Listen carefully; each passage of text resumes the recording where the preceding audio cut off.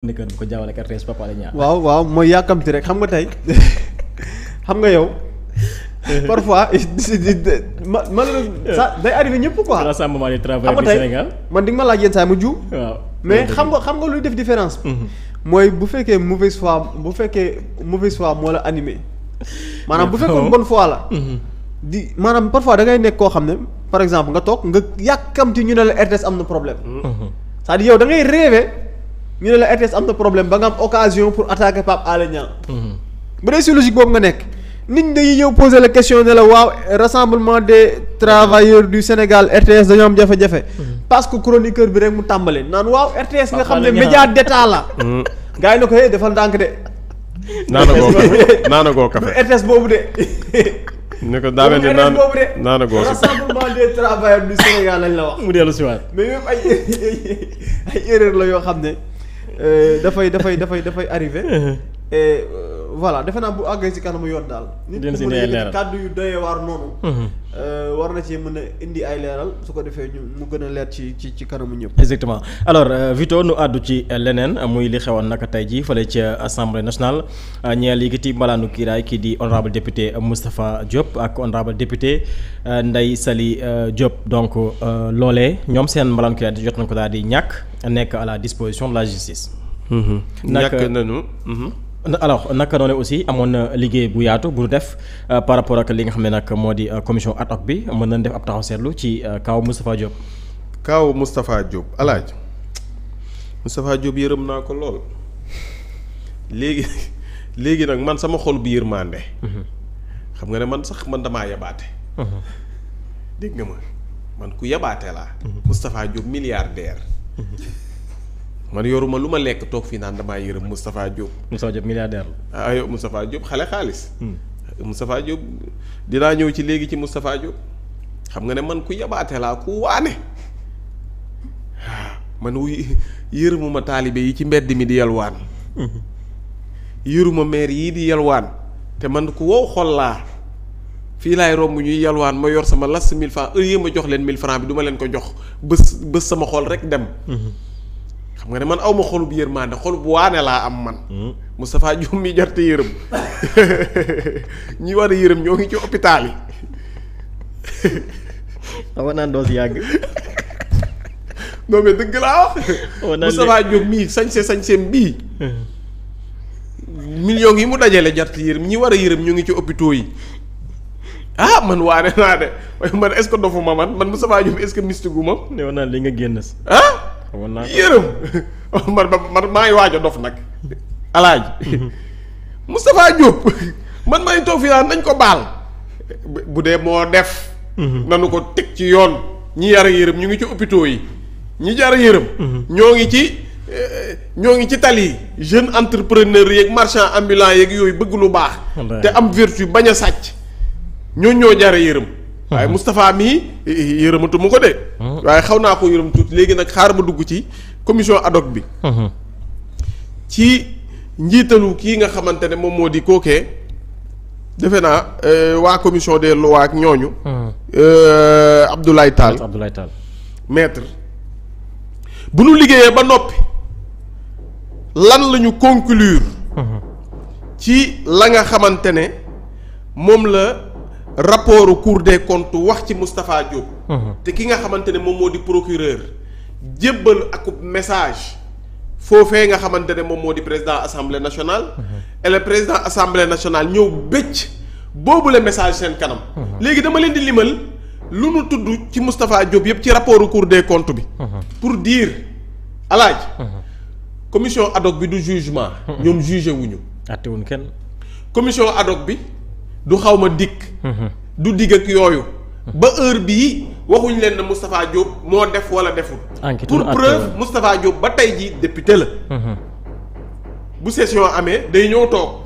waaye nag dañu ne session bi assemblée nationale fu muy ubbee ba fi muy tëjee kenn mënu fee topp akub député bu dee levé wuñu loolee nga xamante ne moom la ñu tuddee malaanu kiiraayam. wala malaanu kiirlaay. tubaab tuddee ko loolee nga xamante ne moom moo di. immunité parlementaire. gaa ñi ba ñu càmbaree ba pare la ñu leen jébbal. léegi ñoom nag dañuy xool est-ce que li ñu wax nii li procureur yónnee message bi mu yónnee est-ce que li mu fi lim nii. jar na ñuy lever immunité parlementaire wala jarut ñuy lever immunité parlementaire. léegi nag dañuy def ñoom commission ad hoc bi def nañu seenu liggéey ba pare dañuy def commission sénégalais. commission sénégalaise. léegi ñoom ñooy xool nag dinaa leen limal. lan la ñu wax ne moom moo tax ñu teggi malaanu kiiraayu Moustapha Diop. léegi ñoom ñu xool ndax lii jaroon na teggi malaanu kiiraay. wala jaru ko looloo civilisé. ñu ne il ressort de la demande waa commission ad hoc bi ñu ne. il ressort de la demande de la demande de monsieur le garde des Sceaux ministre de la justice que monsieur Moustapha Diop a été cité dans l'affaire relative ñoom ñoo ma jébbal lii de. relative des fonds de riposte de solidarité alloués au ministère du développement industriel et des petites et moyennes industries. Moustapha Diop jamono yii lu nu kaa toppee jamono yii fekkoon na ne moom moo nekk ministre du développement industriel et des petites et moyennes industries. pour information alaaji déglu leen jël leen seen i big te noté. xam naa di ngeen ma laaj Wito Gaye Moustapha Diop ñaata la laaloon. ñaata lañ ko joxoon ci kaalisu Covid 19 bi. ñu ne ce ministère a bénéficié d'un montant. de bind leen. alaaji yaa ngi bind. maa ngi bind. 2,5 milliards de francs CFA pour l'acquisition de masques. 2 milliards na ko joxoon pour mu jënd xaalis bi. li ñu jox Moustapha Diop ci wàllum Covid 19 gi 2,5 milliards la. léegi 2,5 milliards boobu xam nga pour lan la. pour jënd wala defar wala xaw ma nu nu kaa defee. waaye daal pour ay masques la. léegi déglul. ñu ne premièrement lii moo tax yi may lim nii moo tax ñu lever immunité am. léegi sénégalais yi bu ngeen dégloo ba noppi dem leen ngeen tegal seen yaay yi ak seen papa yi ak sunu yaay yi ñuy seetaan sunu papa yi ñu xool ndax lii jar na lever immunité wala jaru ko. ñu ne pour assurer la gestion de ces fonds notre collègue ancien ministre. du département avait nommé un certain Moustapha Diop. mooy ki dawoon ñëw na wala. ñëw na. ñu ne comme gestionnaire en violation de l'article 11. alinéa 2 de l'arrêté numéro 21136. du 21 novembre 2017 portant conditions d'ouverture de fonctionnement et de clôture des comptes de dépôt. ñu ne loolu daal Moustapha Diop ba muy nommé Moustapha Diop turandóoram. ba muy nommé Moustapha Diop dafa violer bopp lay arrêté premièrement. ñoom ñoo wax rapport bay wax. man waxuma. premièrement Moustapha Diop. ba muy nommé Moustapha Diop turandóoram. dafa violer boobu lay arrêté. ñu ne ñu ne d'après l'enquête de la division des investigations criminelles waa DIC. ce gestionnaire moom Moustapha Diop ma ñu nommé woon reconnu avoir payé en espèces sur instruction de son ministre de tutelle. en violation de l'article 104 du décret numéro 2020-978 du 23 avril 2020. portant règlement général sur la comptabilité publique qui exige un paiement par chèque ou par virement. ñu ne Moustapha Diop moomu Moustapha Diop ma ko nommé. digal na ko muy fay en espèces. xobet amul traçabilité amul dara te loolu. yoon daf kaa tere. Moustapha Diop gannaaw ba mu nommé ki nga xamante ne moom moo di Moustapha Diop. Moustapha Diop moomu daan na fay en espèces. xobet du jaar banque du jaar fenn. alaaji ba tey toogal. waa lii jar na lever immunité am jaru koo lever. jar na ko wala jaru ko tontu leen jar na koom jaru ko. loolu rek ngeen di tontu commentaire yi jar na koom jaru ko. Vito jar na ko wala Vito noo lii jaru ko. limal naa leen ñaar ba tey baax na. yaa ngi si ñaar. ñetteel ñu ne l'enquête a également révélé que notre collègue Moustapha Diop a procédé à plusieurs reprises à des paiements en espèces en violation des dispositions susmentionnées. ñi ñoo dégg tubaab nag ñu ne ginnaaw ba ñu leen wax ca kaw. ne Moustapha Diop day fay en espèce te loolu yoon da koy tere. Moustapha Diop mii du benn yoon la ko def de. du benn yoon la ko def de. plusieurs reprises. plusieurs fois. def na ko defati ko. la def na ko defati ko. def na ko téeméeri plusieurs reprises. def na ko ba sonn. Alaaji pare nga. maa ngi jar na ko jaru ko. ñu ne en effet la dame Mariata Bass a déclaré avoir bénéficié un marché de 50 000 masques pour un montant de 20 millions qu'elle a reçu en intégralité et en espèces des mains du ministre Moustapha Diop. foofu it xobet la. xobet Mariata Bass moom moo ñëw toog ne man de marché 20 millions bi ma am. Moustapha Diop a jël xaalis bi ne ko cuux ne ma ko jàpp xobet 20 millions. ah Moussa Alaaji yow pour yow da ngaa pare. jeexagul. yow 20 millions laa wax. waaw dégluwaatal. doxalal gay. ñu ne le sieur.